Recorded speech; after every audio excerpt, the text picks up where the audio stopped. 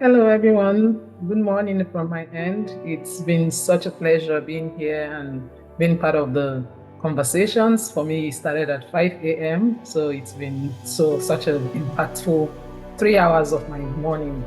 My name is Amaka. I'm a PhD candidate in Texas A&M University, and I'm getting my degree in horticultural plant breeding, specifically potato breeding.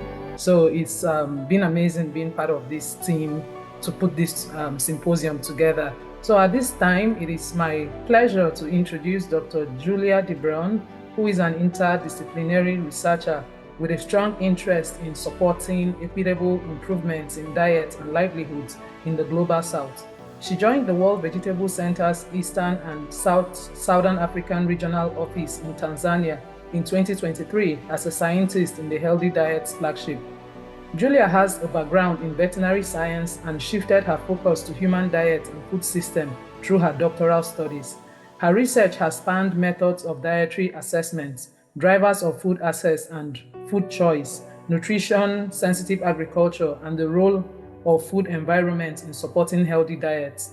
In her current role, Julia integrates qualitative and quantitative research method with a focus on participatory approaches to understand barriers to vegetable consumption and develop evidence-based solutions to make vegetables more available, accessible, and desirable in lower-income countries. So with that, Dr. Julia, you're welcome, and I'm passing the mic over to you. Thank you very much for joining us. Just trying to shuffle between screens. I hope you can hear me now.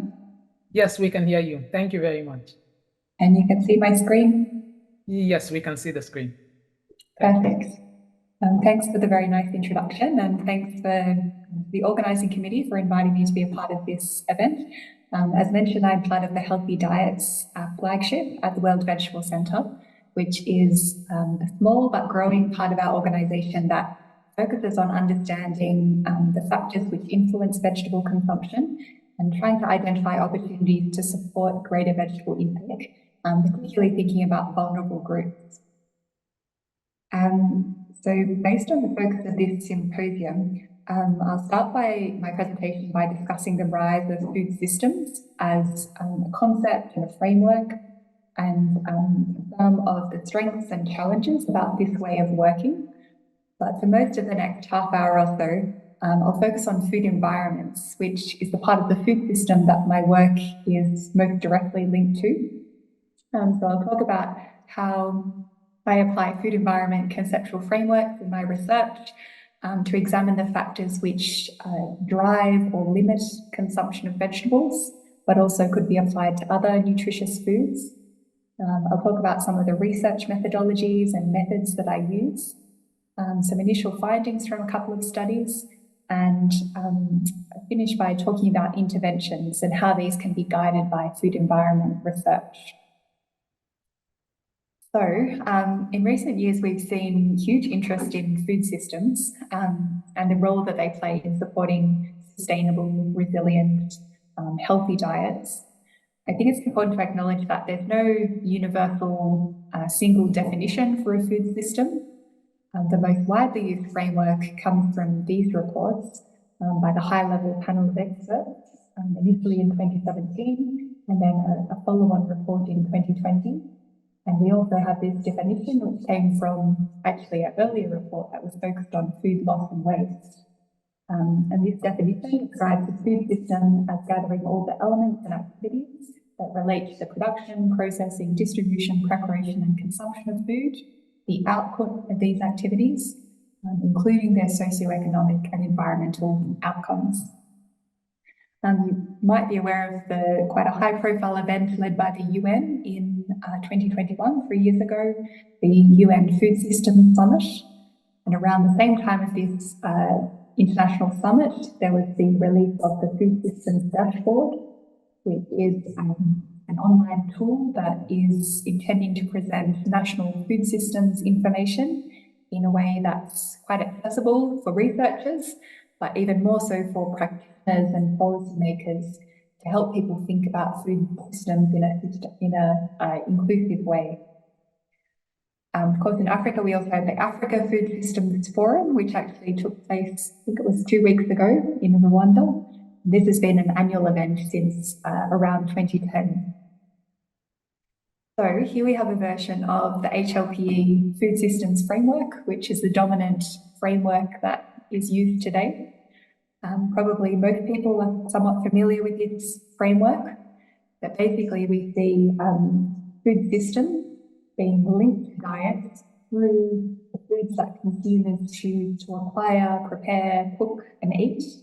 And that's mediated in the context of food environments. We have linkages to other systems that support food production, so ecosystems and health systems. We see outcomes for nutrition and health, as well as broader impacts in terms of economic, social equity, and environmental impacts. We see policy and governance underpinning food systems, and a whole range of different drivers at play. I think just reflecting on, everyone's talking about food systems these days, but how useful is this approach? I think in terms of the strengths, this way of thinking helps us to not focus too narrowly on a single food item or a food group, which, working at the World Vegetable Centre, often we do have a commodity focus. But when we use food systems thinking, it encourages us to think about the diet in a more holistic way.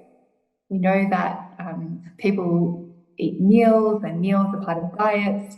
And so we really need to think about not just a single commodity that we might be working on as researchers, but think about how that fits within the wider diet that someone is consuming. I think a benefit of a food systems approach is the structure it can give us to help to think through the supply, demand, and governance around food. It gives us a checklist of thought to think about different activities and drivers and relationships. I think at the core of a food systems approach is trying to identify entry points for action. How could we target our activities? How could we prioritize our actions? And which actors need to be involved? When we're thinking about systems, there's a need to think about interactions and feedback loops. And so having this broad way of thinking helps us to identify synergies and trade-offs that can exist. A lot of my work focuses on diets and nutrition, but thinking through a food systems lens helps us to think about how dietary outcomes need to be balanced against impacts on life, diets, well-being, natural resource management, greenhouse gas emissions. When we have a systems perspective, we're thinking about all these diverse outcomes and impacts. So on the other kind of column of the page, thinking about the challenges of food systems work, I think a key challenge is that food systems are complex. It's much easier to focus on a narrow part of a system, for example, to think about production practices by themselves, or to think about processing technologies, or to think about dietary choices. But when we're trying to have this kind of big picture view, it's a lot of complexity. It requires us to work across disciplines. So a nutrition-focused researcher like me, speaking to a plant science symposium like this, is part of, I guess, what food systems work is about. Obviously, complex research requires extensive data of different types, and potentially a range of different analytical approaches. I guess another challenge is that it's our natural tendency to try and reduce complex things to more simple or subcomponents. But when we try and break down a food system too much, we undermine the value that big picture system view brings. And I guess the last challenge when we're thinking about food systems research and policy and practice is the fact that we're inherently having to work with a lot of different government and institutional structures. And I guess maybe that relates to food work in general, working with sort of the agriculture sector, health, nutrition, perhaps social welfare, finance, trade, and trying to have these multi-sectoral engagement and interactions can be quite time-consuming, expensive, and difficult. So back to our HLPE framework. Within food systems, I imagine that most people at this symposium are probably focused on food supply chains and maybe particularly on production systems. My work is at the moment focused on consumer behaviour and food environments. And so they're kind of the parts that I'll be bringing to today's presentation. So shifting to the next part of the presentation, I wanted to profile one of the large projects that I work on at World of Edge, which is one of the CGIAR initiatives. You might be familiar with some of these large-scale research programs. They're just coming to the end of their first 3-year phase, and we're preparing for a follow-on phase. But this one in particular is called Fruits and Vegetables for Sustainable Healthy Diets, abbreviated as FRESH. The core of this initiative is what's termed an end-to-end approach to increase fruit and vegetable intake, to improve diet quality, nutrition and health outcomes, also livelihoods, women's empowerment, youth empowerment, and also being aware of environmental impacts. So it's a project that's been active in 4 countries over the last 3 years, 2 in Africa and 2 in Asia. And there's a set of 6 components of the project. One focusing on consumer behaviour, one on biodiversity, genetic innovation and seed systems, safe and sustainable production practices, post-harvest efforts and inclusive markets, food environments, which is where my work is mostly based, and thinking about the policy and wider enabling environment. This idea of an end-to-end approach is quite well aligned with food systems thinking. It's about taking this big picture view and structuring our activities so we're not only focusing on one component through our research, but we're trying to target multiple different constraints and opportunities within the same geographic environment. So just to sort of present it graphically, briefly, we've got our consumer behaviour on one side, our 3 supply-side activities, biodiversity, production systems, post-harvest and markets, and then food environments is this part in the middle of the picture. And we've got the kind of underpinning activities around the enabling environment. I've been working on food environment research for probably about 5 years now, I think. And in some ways it seems like quite an intuitive phrase, but I know that it also does require a bit of thinking when you tell someone you're working on food environments or you're asking their experience about food environments. It does take some introduction to let people know what exactly we're talking about. I think the simplest way that we can describe food environments is in terms of physical places. So we can describe food environments as the places where consumers make decisions about which foods to acquire and eat. We might first think of markets and retail settings where people have access to food ingredients. We might also think about prepared food through restaurants and cafes and other retail outlets. But also think about school settings, workplaces, natural environments where people might access non-cultivated foods, their own food production, as well as social settings, obviously being very important for food consumption. The other way we can think about food environments is from a conceptual perspective as this middle part of the food system where supply chains and demand for fruit and vegetables meet in the middle. So it's a way for us to think about why people within a certain setting do or don't eat certain foods. A way of describing multiple factors that influence diets and nutritional status within a given setting. Of course, we've got many definitions from the literature.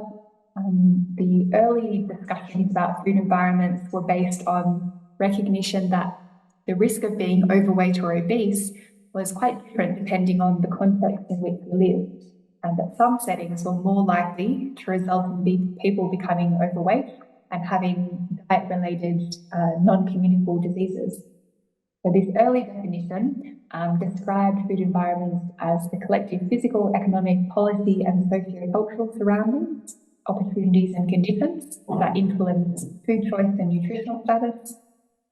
The FAO talks about the foods that are available to people as they go about their everyday lives, and some of the characteristics of those foods, their quality, safety, price, convenience, labelling, and promotion. And then a simple definition that sometimes gets used is thinking about food environments as the interface, so mediating food acquisition and consumption within the wider food system. Just to kind of emphasise the diversity of food environments that exist, a lot of the food environment literature comes from the global north, and so there's a high emphasis on formal markets and retail outlets. But in the context in which I work, informal markets are much more common, whether that's street stalls and kiosks, mobile vendors, home-based shops, open markets. Cultivated food environments are also very important in sub-Saharan Africa, where many people produce food, whether it's at large commercial scale or a small home garden. And for a lot of people, access to wild foods is very crucial to food security, whether that's non-cultivated plants or non-domestic animals that people have access to either as a regular thing or in times of food scarcity. Some of my work also focuses on school settings, so trying to understand the importance of schools, school meals and school canteens and the environment around schools in terms of the food choices that children have. We also are probably aware from our own experience that the food opportunities we have at work, whether it's through canteens or shops that are restaurants that are close to our offices, that has a big impact on our diets. We also think about food aid and social services. And finally, we know that food is very social, and so social gatherings, cultural events, and sharing of food between people is really important as part of your food access. So just to finish up on the conceptual part of this presentation, if we position food environments as this middle part of the food system coming between food supply chains and diets and consumers, with thus that food environments can be characterised by their type, and they can also be characterised by a set of dimensions that I'll talk about in a second. A final point when it comes to food environments is recognising that different people can live within the same environment and obviously have very different food choices. So you and I could live in the same neighbourhood, we could go to the same workplace, we could have the same shops available to us, but the experiences we have and the choices that we can make might be quite different because of a lot of factors associated to ourselves or our household, our families. And so food environments are about the external, but also the personal factors shaping food choice.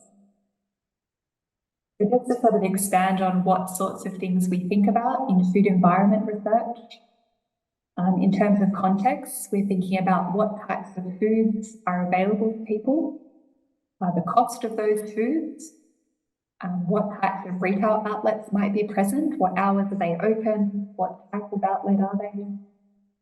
We think a lot about the types, the characteristics of food that are found. Is it fresh? Is it wilted? Is it safe? Is it visibly contaminated? What kind of packaging is used? How fresh? Or what's the shelf life of the food? And finally, we think about marketing and regulatory aspects. So what kind of information is available? Is there branding, advertising, policies related to what can and can't be sold? Then on the individual side of the picture, we need to recognise what might make it a different experience for different people. That could be based on where you live in relation to places where you could buy food. If you're living very far from town or very far from transport, your food environment and your dietary choices will be affected. Based on your mobility, your access to transport, how you go about your daily life is going to have a huge impact on the foods that you consume. Obviously, affordability and purchasing power varies quite substantially. Convenience is a huge factor in food choice. particularly in urban settings where people might be working away from home for long periods of time, but also in agricultural settings. And variability is a really crucial one, particularly when it comes to vegetables. We know that even when vegetables are readily available and affordable and accessible, encouraging people to eat vegetables and other nutritious foods depends on a lot about their taste preferences, their knowledge, whether they can prepare vegetables in an appealing way, as well as food cultures. So in the FRESH project, we're conducting research in 4 countries. My work is in Tanzania and the Philippines, and we can appreciate huge variation both between and within countries about the types of food environments that people might have access to and how this shapes the diets that they consume. So in the last kind of section of my presentation today, I wanted to talk about some of the research that we do in this space and how this kind of influences the actions that we might test and evaluate to try and improve consumption of vegetables. One thing that we do a lot in food systems research and food environment research, and I'm sure it's the same across all sectors of the food system, is multi-stakeholder workshops. So in the FRESH initiative, we're calling these collaborative needs assessment workshops. And they're workshops where we bring together people from government, private sector, NGOs, research agencies, and other kind of public organizations to try and set the priorities and the entry points for our activities. I guess they're what you might call co-design workshops or collaborative design and priority setting. So within workshops like these, we're trying to bring together this diverse stakeholder group to identify the main challenges that people perceive to exist, which limit access and consumption to these food products that we're focused on. We try and build ideas about what kind of actions people think we should pursue and what kind of evidence we might need to move forward with our activities. Another component of our research in this area is quantitative assessment of food environments. Here we have pictures from a range of different retail food environments in Tanzania, close to the area where I live. And so the work that we do in terms of surveying these areas is often involving 2 stages. Initially, we often undertake a census or a mapping exercise where within a district or within a town or a village that we're working, we want to understand all the different points that someone could access in order to buy food. So in this census activity, we're not collecting a lot of information, but we're collecting the location and the basic information about all the retail outlets that we can find within a certain area. Often we follow that up with a more in-depth survey. So once we've done a census, we might identify a type of retail outlet that we're interested in, or we might sample randomly from the census list. And within that subsample, we collect more detailed information, trying to understand what foods are available, what are the prices of those foods, can we see anything around food safety that might concern us, what's the quality of food in those outlets, as well as whether there's any marketing and advertising present. So linking back to that food environment framework, in this stage of research, often we're trying to conduct a really comprehensive understanding about a given context. Within the FRESH initiative, we're doing this sort of work in Tanzania, working in 2 regions of the country. So part of a randomized controlled trial that we're conducting across 33 villages. Within the RCT, we have some villages that are receiving interventions in terms of vegetable production. So they're receiving improved seed varieties, support in terms of agricultural extension services, exposure to improved production practices. We also have some villages that also have demand-side interventions, which is still being decided, but is potentially coming in the form of nutrition education and counselling, and possibly also some social support programs. And then we also have a control group. So across these 33 villages, we've conducted a census of all the food retail outlets that exist. So across the two regions, we've had a total of close to 1,200 food retail outlets mapped. And we can see that the major categories of retail outlets that we're seeing are these kind of small retail shops selling a combination of household items and usually non-perishable food items, sometimes fresh produce. And our second most common is kiosks or street stalls. Quite simple stands on streets or in community centres where fresh produce is available. Looking at the food groups that are available within these environments that we're working, it's interesting to note that in terms of the relative availability of vegetables compared to packaged foods, we can see that around 1/3 of our retail outlets sell vegetables, around 1 in 5 sell leafy vegetables or fruits, and over half of those outlets sell foods that we might consider to be unhealthy, packaged and processed foods, fried foods and snacks. I guess coming back to the idea of food systems being beyond a certain food item, conducting this sort of assessment where we're looking at all the foods that are available to someone helps us to understand the kind of choices that people might be making. If they're in a certain location, they have a certain amount of money, these are the foods that are available, what kind of trade-offs and decisions might they make in terms of healthy and what we might consider unhealthy foods. This is not my work, but this is from a study in Dar es Salaam, Tanzania, which conducted similar kind of mapping work within an urban area and the outskirts of Dar es Salaam, looking at the locations where different retail outlets were found, and the number and the density of those outlets selling fruits and vegetables, well, fruit and vegetables, helps us to understand how accessible is it for people to consume vegetables. We're doing some similar work at the moment in another project in Ethiopia, which is particularly focused on urban consumers. So we're interested in understanding the particular constraints and opportunities in a city environment for people to consume vegetables. So we're not working in Addis Ababa, but in a secondary city, about an hour and a half drive south-ish of Addis. And within this city, we're having to make decisions about where we work. We're sampling sites across the urban context.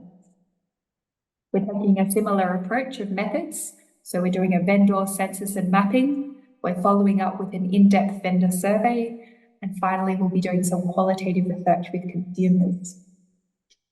Based on the population distribution across the city, we've identified clusters in which we're doing this mapping activity.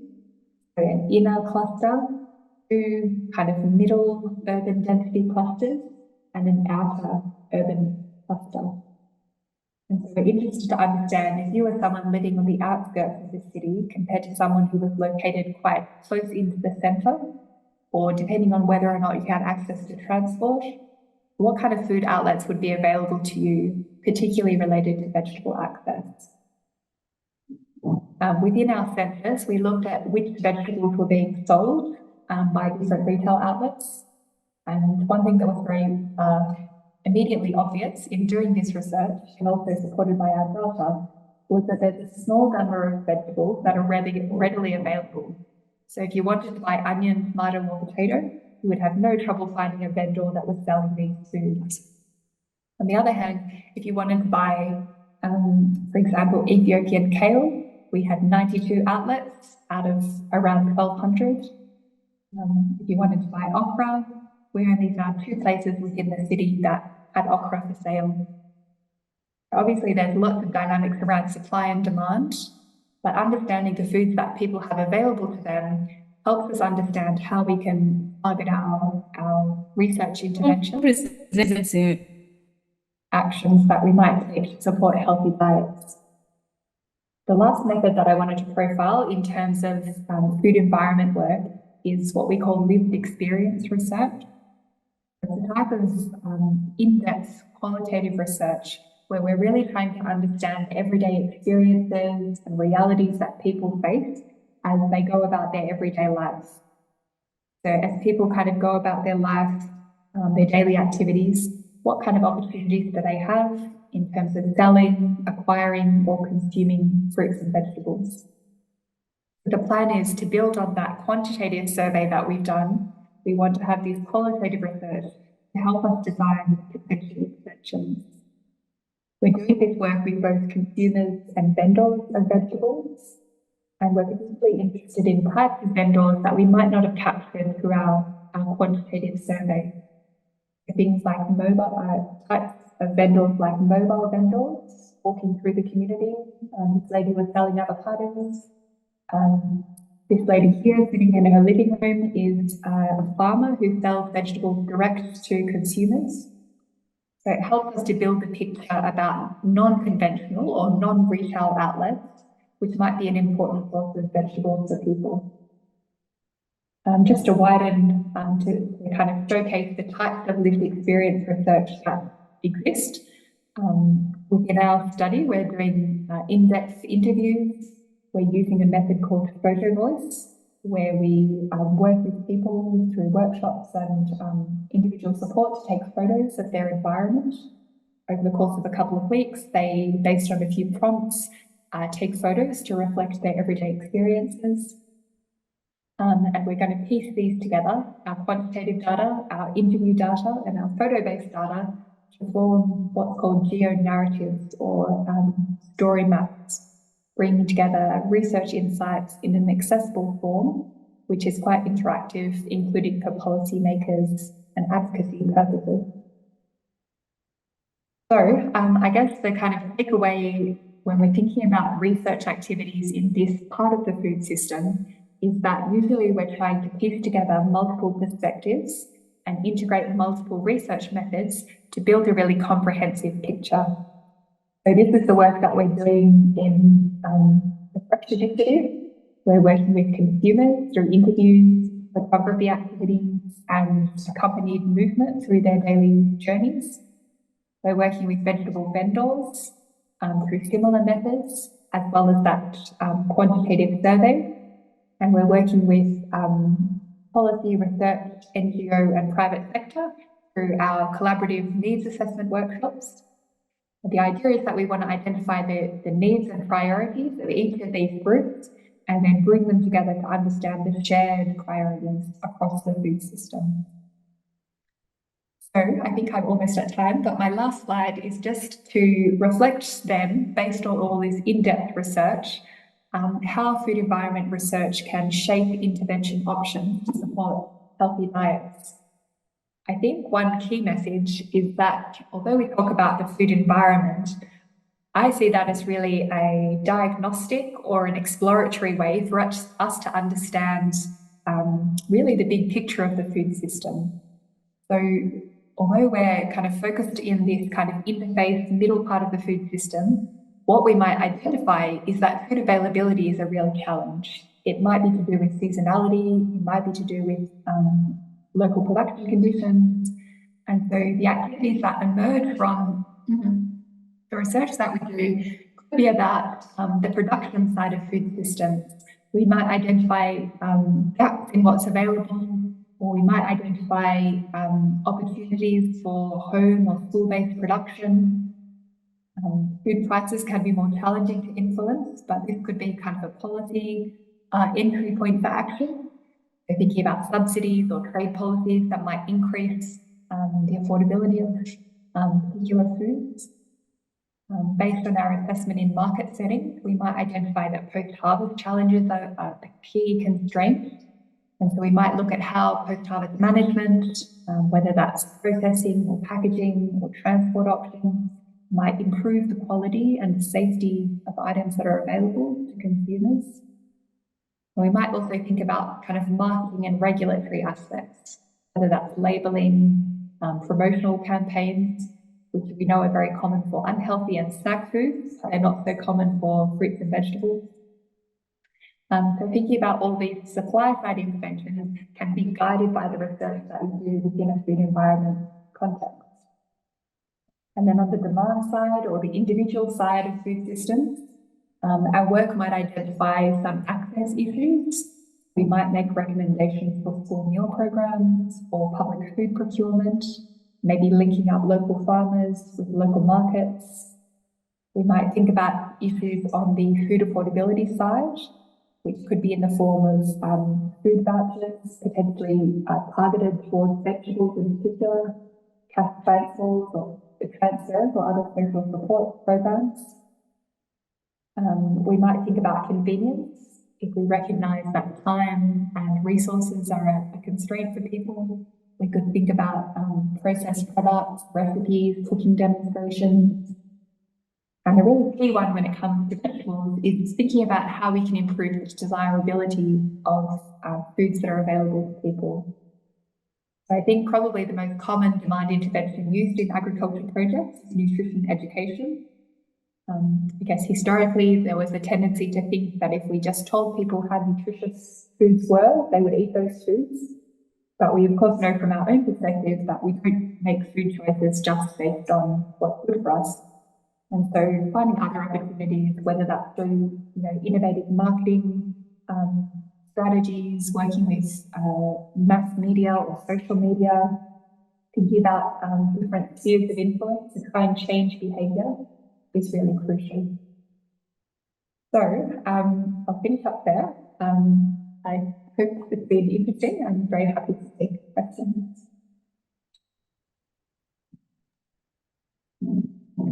Thank you so much, Dr. Julia, for that wonderful session. Thank you very much. So at this time, please, if you have any question, maybe you can put it in the chat and we'll read it out, or you can also just unmute yourself and raise your hand. We have about 10 minutes or so for questions, so that'll be like a good time to get some feedback on the presentation. Thank you.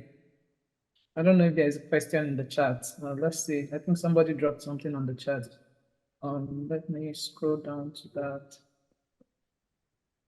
Okay, I think the last chat said, thank you, Dr. Julia, for the presentation.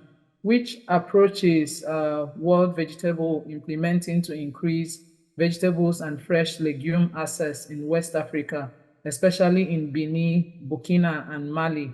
Do you think that a biofortification by plant breeding and genomic research program can improve the nutritional quality of vegetables for long-term reduction of hidden hunger in the West African population?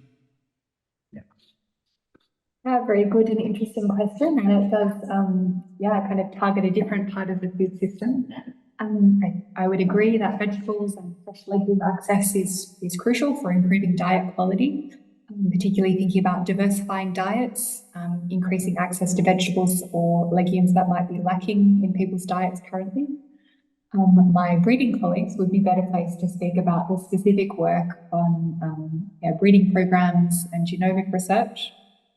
I guess thinking about the other aspects of work that we have been connected with in West Africa, the Fresh Initiative has been part of the work that we are doing in this kind of food system space. I think that another project that's quite interesting that some collaborators of ours worked on was called the Safe Veg program. And the work that I found particularly interesting was thinking about vegetables that are consumed away from home, recognizing that for many people, the foods you consume are sometimes through restaurants, kind of street stalls. And so this work in terms of increasing vegetable access in Benin and some other West African countries was about trying to increase the portion size that people have. If you go and order a meal at a restaurant, try to increase the diversity of vegetables that are served and increase the portion size of those vegetables as a way to kind of get vegetables onto people's plates. I guess that's for anything. Increasing access and increasing consumption is a multi-pronged issue. Access is obviously part of the picture, and breeding programs that align with market demand and consumer demand are really crucial. But also thinking about once those vegetables are in the market, how do we encourage people and enable people to consume them in suitable quantities and frequency? Thank you. I'm also curious to ask, I know that a lot of times, at least so many people don't like eating vegetables, especially like in young children and all of those. Is there like a way you try to complement the taste, maybe make it a little bit more palatable to encourage more people to want to eat? So many people don't really want to eat vegetables, even though it's very good for the health. So is there something you're doing along those lines? Yeah, it is an interesting one. There's lots of research about the point in life in which food preferences are shaped, including research that even in utero, so when mothers are pregnant, their kind of diets can influence the food preferences of their children. So I guess it kind of emphasizes the need to really have lifelong healthy diets. But thinking about like influencing children's food choices, like introducing them to foods at suitable times in their life when they might be more receptive, thinking about adolescence and making that kind of transition to making your own food choice. I feel like convenience and food culture are a big part of what food habits. We eat things that are familiar. We eat things that we, maybe it's just normal. It's part of our tradition. So trying to find ways that foods are, easy to prepare and also kind of align with people's maybe family history or food culture is important. Sometimes there's a tendency to think that we just need to create processed products that are more tasty. There's also research that people have kind of evolved based on the location where they live to have certain food preferences. People in some areas are more likely to eat bitter vegetables. In other areas, they might prefer kind of slimy vegetables like jute melon. So I think there's so many factors at play. Right. But yeah, taste preferences are definitely hard to shift. Yeah, because they are really subjective, right? Yeah. So somebody, Prejuice, I have a question. He says, thank you, Dr. De Bruyn, for your enlightening presentation. I notice your work focuses more on the demand side of the food system. From your experience, how can food research inform breeding activities?